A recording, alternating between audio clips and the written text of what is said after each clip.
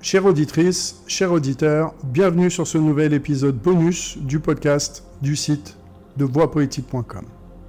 Je suis David, l'animateur de ce podcast, et également écrivain-poète de l'ensemble des textes présents sur le site voixpoétique.com.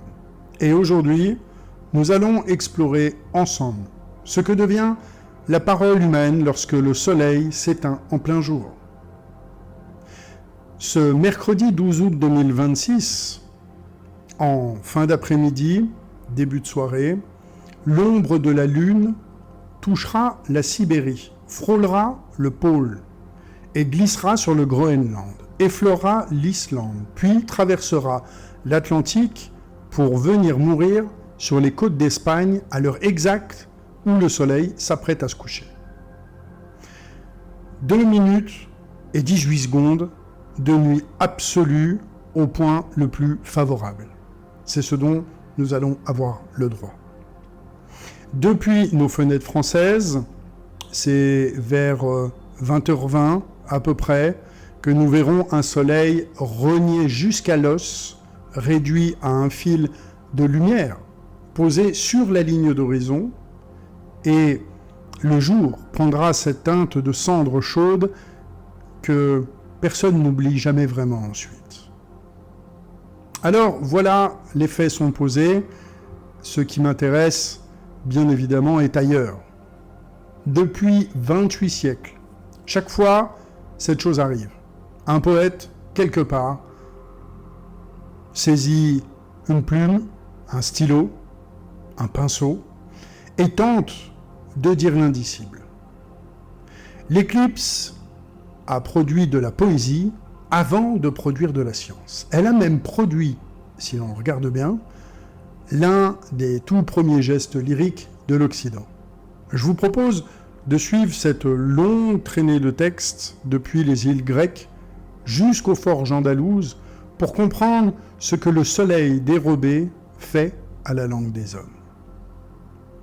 Commençons alors par une île de la mer Égée, Paros, au milieu du 7e siècle avant notre ère. Un homme y vit, il est mercenaire, il est buveur, il est amoureux malheureux, il est inventeur d'une insolence poétique dont la Grèce ne se remettra absolument pas. Et il s'appelle Archiloque. Le 6 avril 648, avant notre ère, une éclipse totale traverse la région. Ce qu'il en écrit, eh bien, il nous reste aujourd'hui quelques lignes sauvées par un citateur tardif, et ces quelques lignes contiennent, à mon sens, une révolution. Il nous dit à peu près ceci. Rien, désormais, ne peut plus surprendre, rien ne peut plus être juré impossible, rien ne peut plus étonner depuis que le père des Olympiens a fait la nuit à partir du plein midi, cachant la lumière du soleil éclatant. Et il ajoute que la peur humide est tombée sur les hommes.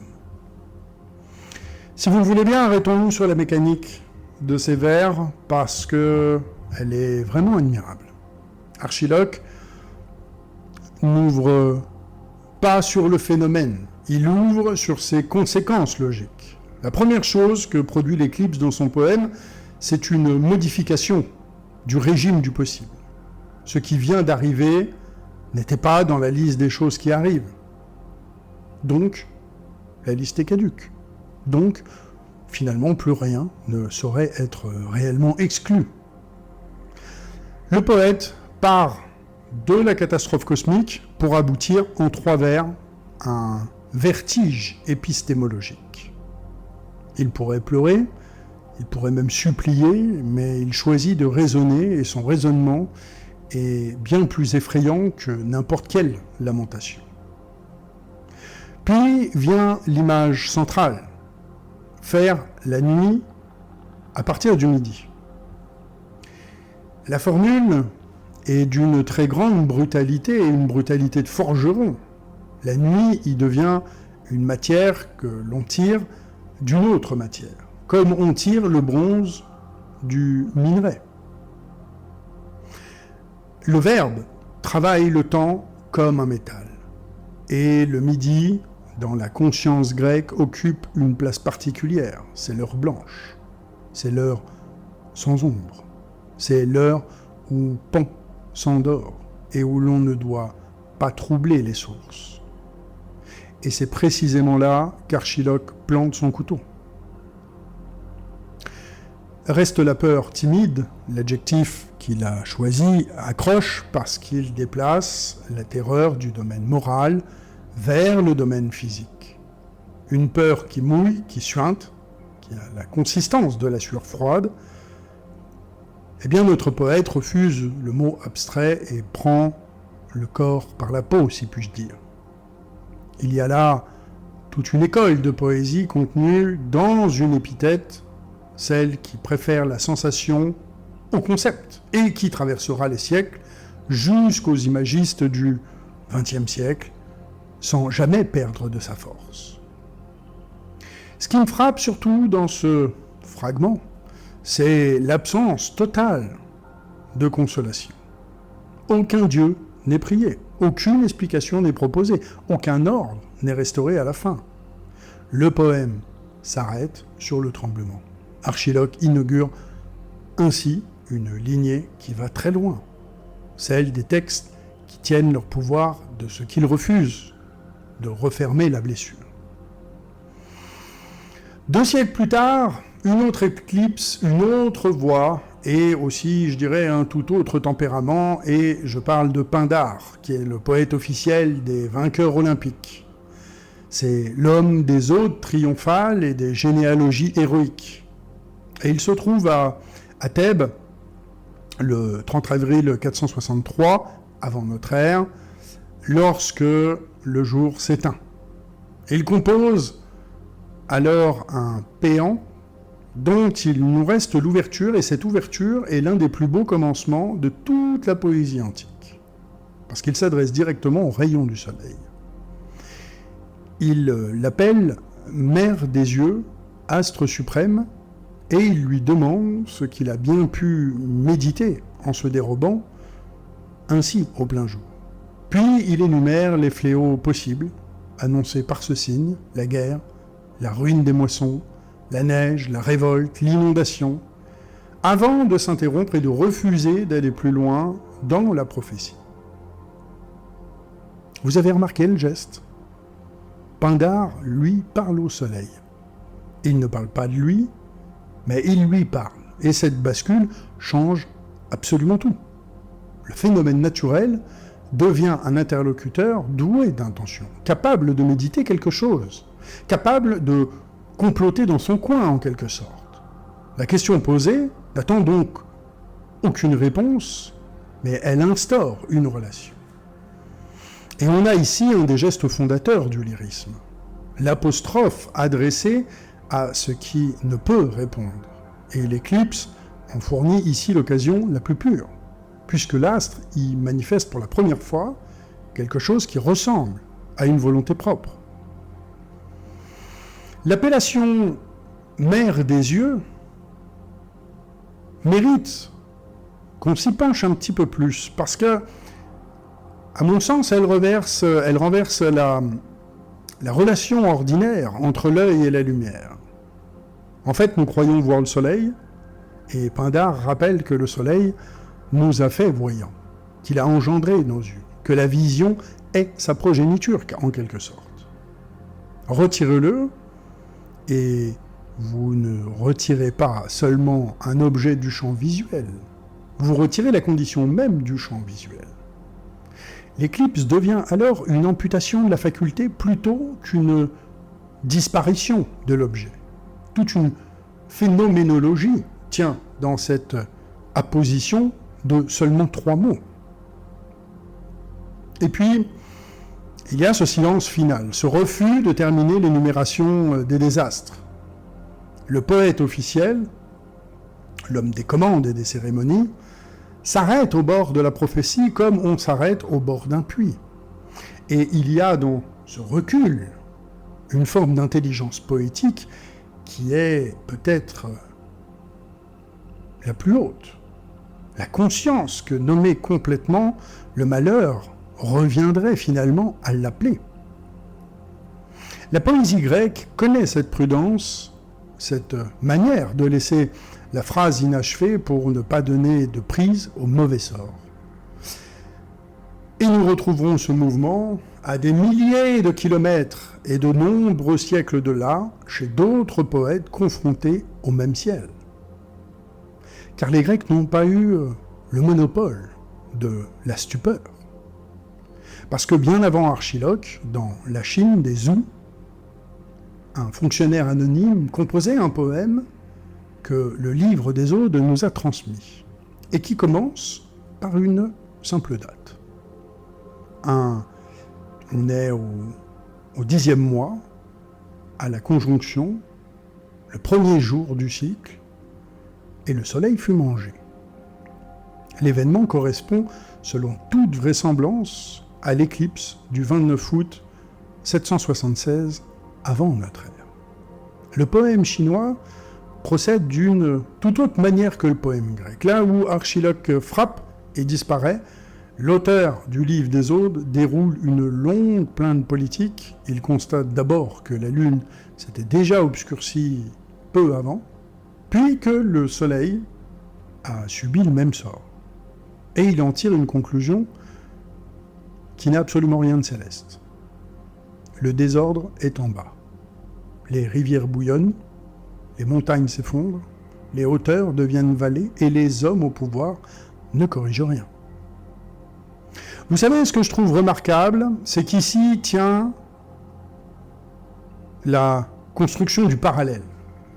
Le poète ne va jamais nous dire que l'éclipse cause le désordre humain, et pas non plus que le désordre humain cause l'éclipse. Il pose les deux séries côte à côte et laisse le lecteur que nous sommes faire le trajet. Et c'est une figure d'une très grande modernité. Un montage plutôt qu'une démonstration, ce sont deux plans juxtaposés dont le frottement produit le sens. Le cinéma va d'ailleurs redécouvrir ce procédé au XXe siècle et croira l'inventer. Un autre trait admirable, c'est le verbe employé pour l'éclipse. Le soleil fut mangé. Il est amusante cette image. La langue chinoise ancienne retient cette image de dévoration que l'on retrouve dans presque toutes les cultures, du démon Raoult de l'Inde au loup Skoll des Scandinaves. Mais le poème se garde de nommer le mangeur, parce qu'il laisse le verbe passif ouvert sur une sorte de gouffre. Et cette absence de sujet fait plus peur que n'importe quel monstre que l'on pourrait décrire. La poésie, vous savez, c'est depuis bien longtemps, si ce n'est toujours, qu'une gueule sans visage terrifie davantage qu'une gueule pourvue de dents. Enfin, ce poème invente un ton dont la littérature chinoise ne se départira plus, celui du lettré qui regarde le ciel se dérégler et qui comprend que ce dérèglement le concerne personnellement. Le fonctionnement de 776 pleure sur son propre isolement autant que sur l'Empire. Il termine en disant d'ailleurs qu'il n'ose pas se plaindre et qu'il fait son travail sans oser prendre de repos et qu'il n'a commis absolument aucune faute, tandis que les bouches méchantes se déchaînent contre lui. Le cosmos entier se disloque et le poème s'achève sur une carrière brisée. Cette descente d'échelle, du soleil dévoré à l'humiliation d'un homme, constitue une trajectoire émouvante de la poésie mondiale. L'Inde védique, pour sa part, tire de cet événement une histoire entièrement différente, et cette histoire dit quelque chose de décisif sur la fonction du poète. Le Rig Veda raconte, dans un hymne bref et énigmatique, que le démon Svarbhanu, j'espère qu'on le dit bien comme ça, perça le soleil des ténèbres. Le monde entier fut égaré, incapable de reconnaître sa place, semblable à un homme qui ne sait plus réellement où il se trouve. Alors, le sage Atri, par la force de sa formule, retrouva le soleil caché dans l'obscurité et le remit à sa place dans le ciel. Retenez bien cette phrase. Il retrouva le soleil caché. Le texte ne dit pas qu'Atri chassa le démon, ni même qu'il ralluma l'astre, mais il dit qu'il le trouva. Et le soleil n'avait jamais cessé d'être là. Il était devenu introuvable. Et le travail du poète consiste précisément à trouver ce qui demeure présent tout en échappant au regard.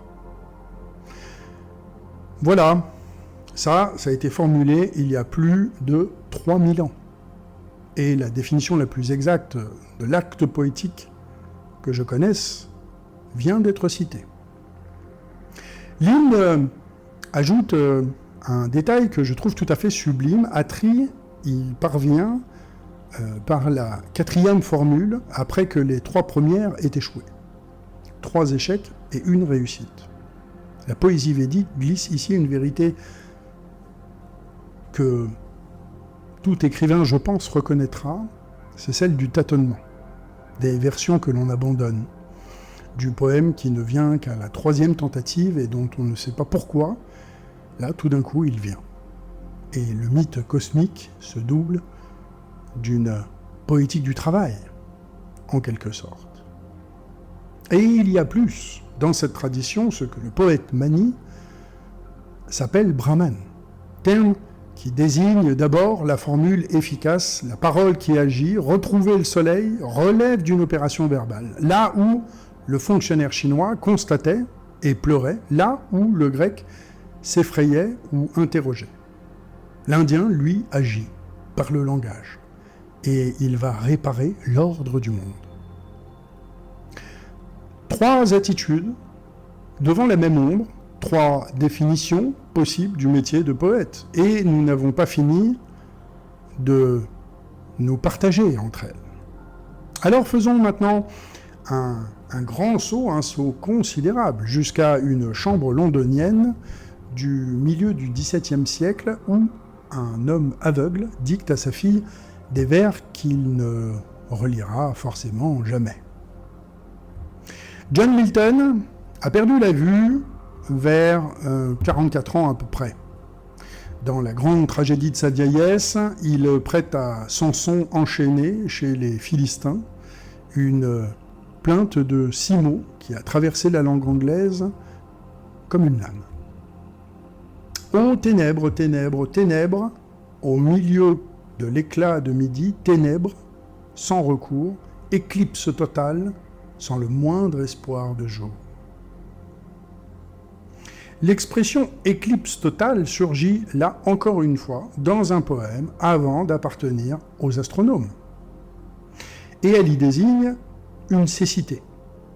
Milton opère un transfert d'une audace tout à fait extraordinaire parce qu'il prend le phénomène le plus public qui soit, celui que toute une population contemple ensemble en levant la tête, et il en fait la métaphore de l'expérience la plus solitaire, celle d'un homme dont les yeux se sont éteints. L'éclipse cesse d'être un événement du ciel pour devenir un événement de la rétine. Écoutez la structure sonore de la plainte. 3 fois le même mot, martelé, puis l'irruption de midi et de son éclat en plein milieu du noir, puis la retombée. Le vers, là, imite exactement ce qu'il décrit. Une lumière encerclée par de l'obscurité des 2 côtés. La forme du vers reproduit la forme de l'anneau solaire pendant la totalité. Milton, qui ne voyait plus rien, a construit une phrase qui a la géométrie d'une couronne, en quelque sorte. Ailleurs, dans son grand poème sur la chute des anges, il décrira d'ailleurs Satan, dont la splendeur diminuée ressemble au soleil vu à travers la brume de l'horizon, ou bien à cet astre qui, lors d'une éclipse, répand un crépuscule désastreux sur la moitié des nations et remplit les rois de crainte des révolutions. Le mot qu'il emploie Disastrous mérite qu'on l'écoute parce qu'il nous ouvre le chemin vers l'autre versant de notre réflexion. Désastre. Le mot porte en lui une étoile, astrum, précédé d'un préfixe de privation ou de séparation. Le désastre nomme littéralement une mauvaise conjonction stellaire, un moment où l'astre nous quitte ou se retourne contre nous. Maurice Blanchot a bâti sur cette étymologie l'un des livres les plus impressionnants du XXe siècle français, où il avance que le désastre veille sur nous en permanence, qu'il défait l'écriture au moment même où elle se fait, et qu'il désigne ce qui reste lorsque le rapport à l'étoile, donc à l'orientation, au sens, a été rompu.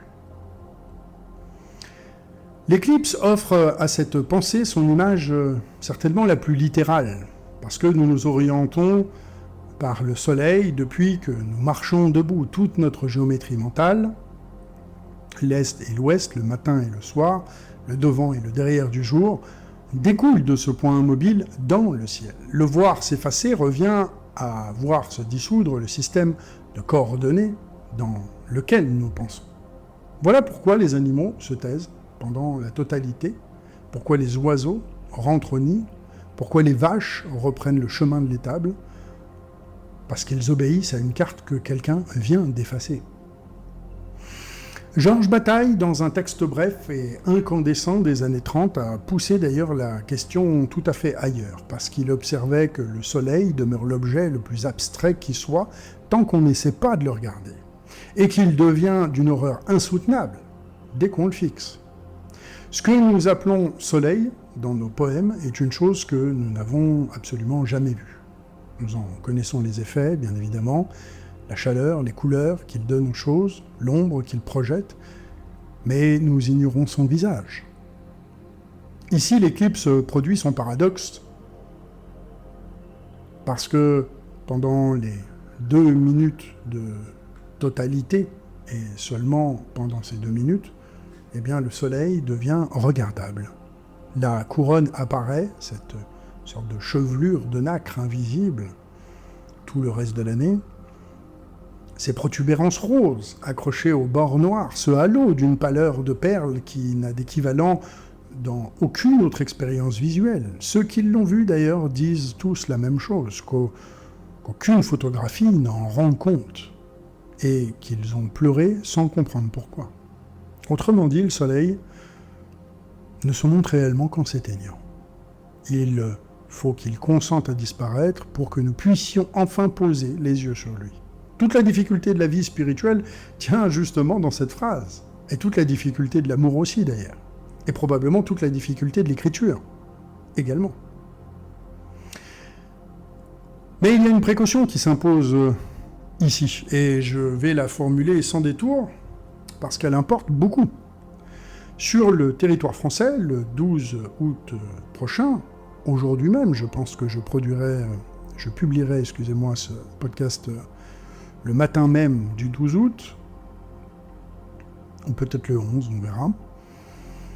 Il n'existera aucun instant où l'on puisse regarder sans une protection. Un soleil masqué à 95% brûle la rétine aussi sûrement qu'un soleil entier et sans douleur, ce qui rend la chose encore plus perfide. Des lunettes conformes à la norme, ou bien la projection de l'image sur une feuille blanche, c'est ce que vous devrez faire. Le poème d'aujourd'hui, je pense, ne vaut pas la vue de demain. Il existe un vers français qui condense toute cette méditation en 8 mots, et c'est probablement un des vers les plus mystérieux du siècle dernier. Et il est attribué à Gérard de Nerval, qui l'a écrit vers 1853. Je vous renvoie aussi à l'épisode de podcast sur de Nerval, si cela vous intéresse, sur voixpoétique.com. Et dans un sonnet où un homme se présente comme veuf inconsolé, prince d'une contrée abolie. Ma seule étoile est morte et mon luth constellé porte le soleil noir de la mélancolie. Un soleil noir, l'oxymore atteint à cet endroit une perfection presque glaçante puisque les deux termes se détruisent mutuellement sans que l'image cesse pour autant d'être visible. Chacun de nous voit ce soleil noir, chacun de nous saurait même le peindre, je pense, et pourtant il ne peut pas exister. Nerval a fabriqué un objet mental impossible et parfaitement stable. L'origine de la formule remonte à une gravure de Dürer, qui est une forme de mélancolie ailée, assise parmi ces instruments inutiles, avec au fond du ciel un astre entouré de rayons sombres. Nerval connaissait bien cette gravure. Il connaissait d'ailleurs aussi, et c'est là que nous entrons dans son véritable atelier, la littérature alchimique qui nomme Sol Niger la phase de noircissement, ce moment du grand œuvre où la matière se putrefie, où tout paraît perdu et où l'opérateur voit se former dans son vaisseau ce que les textes appellent la tête de corbeau. Or, les traités sont absolument unanimes sur un point. Le noircissement ne signale absolument pas l'échec, mais il constitue la porte, plutôt, le seuil obligatoire. Sans le noir, aucun blanchiment ne peut parvenir ensuite à son terme. Aucun rougissement, aucune œuvre rouge. La matière doit traverser sa propre nuit pour se libérer de sa forme ancienne, ce que la tradition enseigne à cet endroit ressemble étrangement à ce qui se passe dans le ciel le jour d'une éclipse. Une extinction qui n'est pas une fin, mais qui est plutôt une phase, une forme d'obscurité inscrite dans une périodicité. Et Nerval, qui savait tout cela, écrit malgré tout un poème de deuil sans retour. Il place le soleil noir sur son luth, donc sur son instrument même, donc au cœur de sa capacité à chanter. Le poète, qui est marqué du sceau du noircissement, continue, lui, de jouer avec un instrument frappé de nuit. Et voilà peut-être la définition la plus juste de ce que nous faisons ici, sur ce podcast, dans ces épisodes, semaine après semaine, mois après mois, en parlant de poésie. Nous écoutons des luths constellés que la nuit a touchés et qui résonnent encore. Notre XXe siècle, qui a connu ses propres ténèbres en plein midi, a repris l'image et l'a durcie. Paul Celan écrit dans les années 60 environ un poème de 4 vers dont le premier mot est un composé de son invention. Des soleils de filaments, des soleils réduits à des fils au-dessus du désert gris et noir de l'existence. Un arbre y monte, haut de pensée, et capte le son de la lumière. Puis viennent les 2 derniers vers, qui affirment qu'il reste des chants à chanter au-delà des hommes. L'ensemble du travail de Celan sur la lumière tient dans ce mot forgé. Le soleil, chez lui, subsiste à l'état de filament, comme le dernier fil de lumière visible aux abords immédiats de la totalité. Cette perle unique que les observateurs appellent le diamant. Une lumière qui ne réchauffe plus, qui n'éclaire finalement presque plus et qui suffit encore à ce qu'un arbre pousse et qu'un champ existe.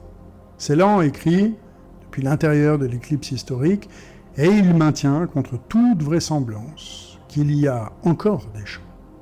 Le mot allemand qu'il emploie pour dire au-delà des hommes se lit aussi comme en dehors de l'humanité, ce qui rend l'affirmation à la fois peut-être plus désespérée mais également plus vaste à la fois. Tiens, c'était notre dernier épisode de la semaine dernière, si je ne me trompe pas. Georges Trakl, une génération plus tôt, dans son Autriche crépusculaire, avait passé son œuvre entière à peindre des soleils affaiblis. Chez lui, le soleil roule noir sur la colline, la lumière des choses tourne au brin d'automne et les couleurs semblent toujours prises sous une sorte de pellicule de cendre. Trakl a d'ailleurs inventé une palette d'éclipses permanentes. Ses poèmes ressemblent à ces photographies prises pendant la phase partielle, où tout paraît normal et où pourtant quelque chose cloche dans la qualité de la lumière. Une sorte de teinte métallique qui met mal à l'aise sans qu'on puisse réellement la nommer. Et cette teinte, ceux qui ont vécu une éclipse déjà par le passé, la décrivent absolument tous. Ils parlent d'une lumière sans source, d'ombres devenues coupantes, d'un paysage qui prend l'aspect d'un décor peint. Virginia Woolf, montée dans le Yorkshire en juin 1927, pour voir la totalité, en a rapporté d'ailleurs quelques pages de prose qui restent certainement le sommet du genre. Parce qu'elle décrit la Terre soudain morte, la lumière retirée, comme on retire une étoffe, puis le retour, et ce retour la bouleverse davantage que la disparition. La couleur revient dans le monde avec une intensité qu'elle juge absolument miraculeuse, et elle comprend qu'elle vient d'assister non pas à la mort du jour, mais bel et bien à sa résurrection. Il existe également une ligne de Philippe Jacotet qui pourrait servir de devise à l'ensemble de notre épisode d'aujourd'hui. L'effacement soit ma façon de resplendir. On a là 8 mots. Un optatif, donc, c'est une forme verbale rare en français moderne qui exprime le souhait pur, la prière sans destinataire. Et l'affirmation contenue dans ce souhait que la disparition constitue un mode de rayonnement. Et Jacotet parlait de lui-même, de sa manière de se tenir en retrait dans le paysage de sa méfiance envers l'éclat et la posture. Et le vers dit pourtant quelque chose de beaucoup plus général, que l'éclipse nous enseigne avec ses moyens à elle. Ce qui se retire nous apparaît. Nous ne pensons absolument jamais au soleil. Nous vivons sous le soleil, comme sous une sorte de plafond, et nous nous plaignons de la chaleur, maintenant tôt dans l'été, et nous oublions absolument qu'il porte la vie entière. Il suffit de 2 minutes d'absence pour que 2 milliards d'années de dépendance nous reviennent d'un coup à la conscience.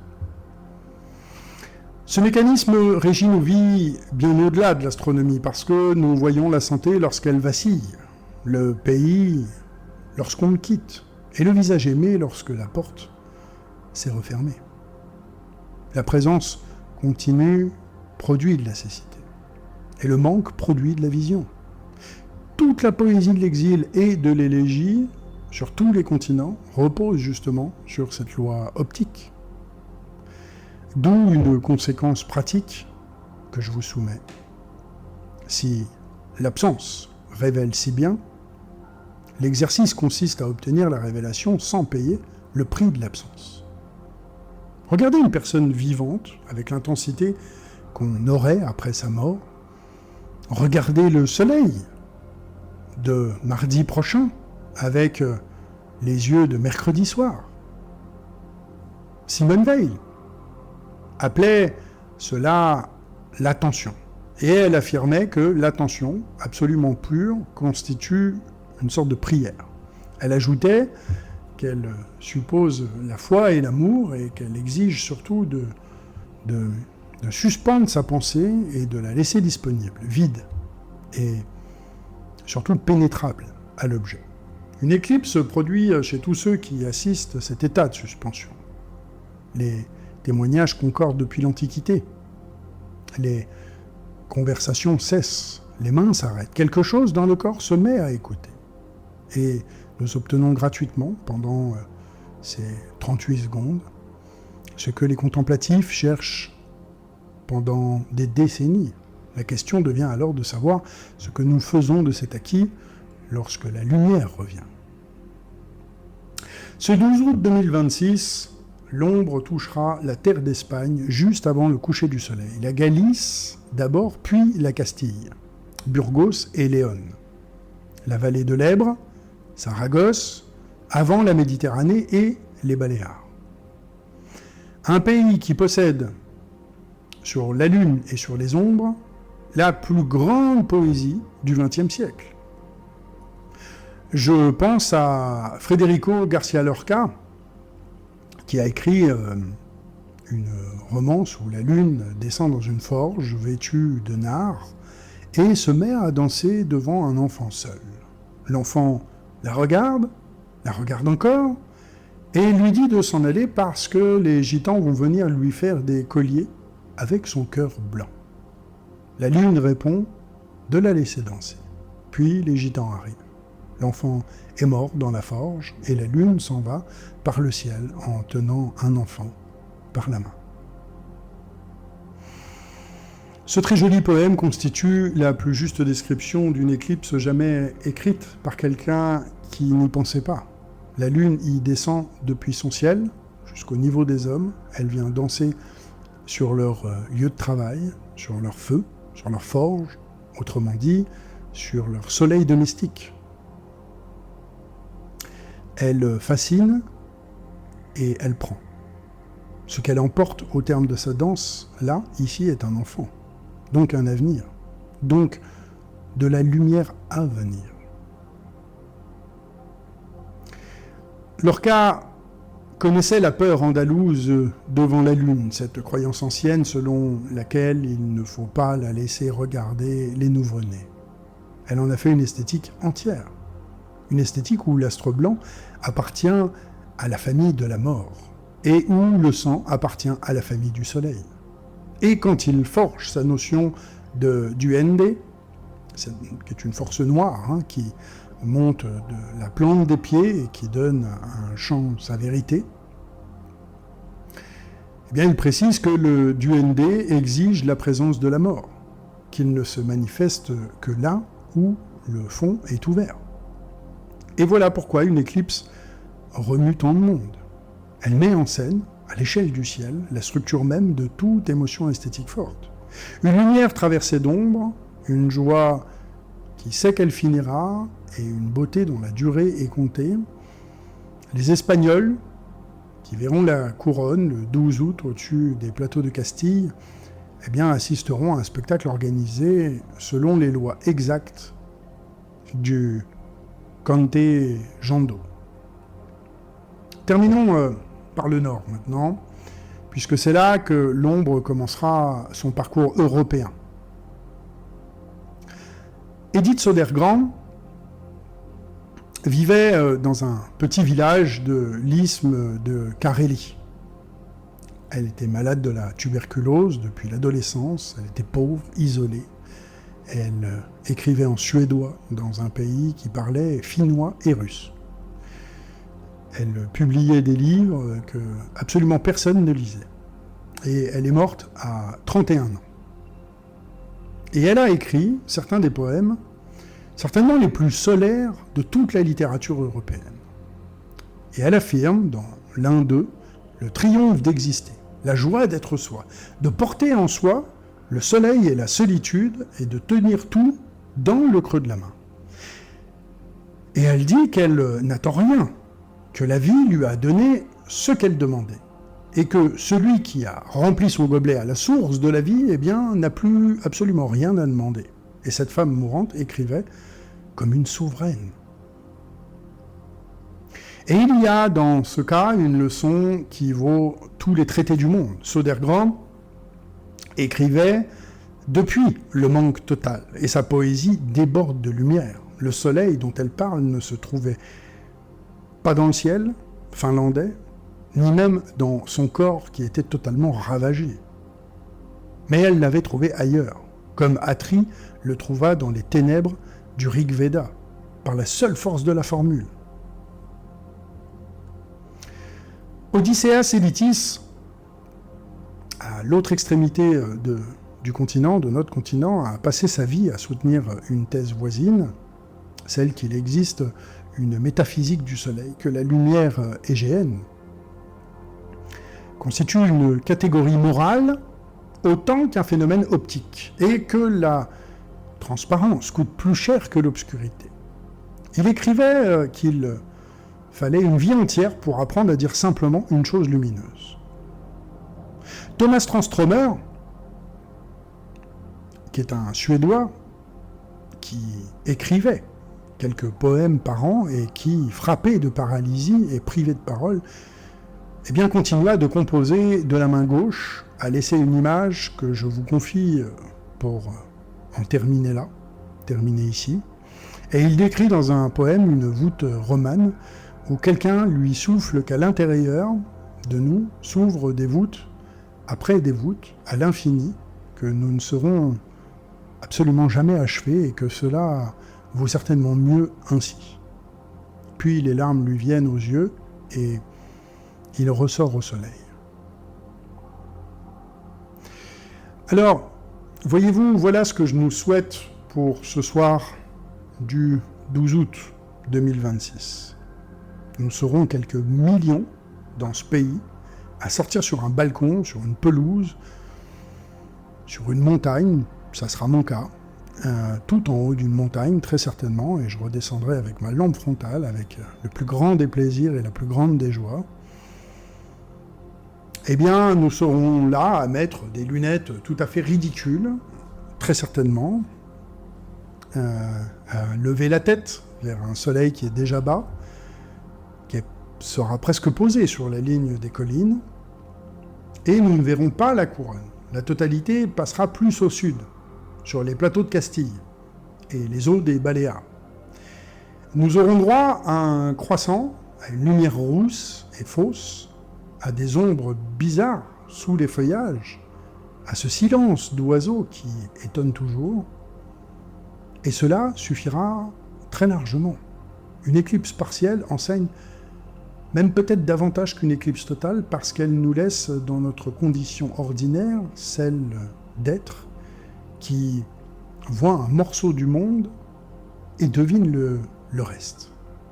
Archiloque a écrit son fragment le plus puissant en apprenant que le possible était plus large qu'il ne croyait. Nous ne pouvons faire de même sans rien payer, en regardant simplement ce fil de lumière tenir bon sur l'horizon. Ce que le ciel nous propose ce soir-là, à mon sens, tient une expérience tout à fait simple, qui est celle de retirer une chose pour qu'elle redevienne visible. Et cette expérience, eh bien, aucun d'entre nous n'a besoin d'attendre le mois d'août pour la conduire. Et il suffit de choisir dans notre vie ce que nous avons cessé de voir à force de l'avoir sous les yeux. Un visage, une fenêtre, une main, un arbre au bout de la rue, la simple présence de la lumière sur un mur au mois de juin. Imaginez un instant que cela nous soit retiré, et puis rouvrir les yeux. Parce que la lumière revient toujours. Les astronomes le savent avec leur table et leur sarrosène. Les poètes le savent d'une toute autre manière, qui est certainement plus lente, mais aussi peut-être plus sûre. À Tree, on retrouve le soleil. Wolfe voit la couleur ressuscitée dans le Yorkshire. Södergran, mourante, remplit son gobelet à la source. Jacotet, dans sa maison de Grignan, formule le vœu que son effacement soit sa façon de resplendir. Le soleil se dérobera pendant 2 minutes et 18 secondes. Nous avons toute une vie pour apprendre à le regarder. C'était David pour le podcast de voixpoétique.com.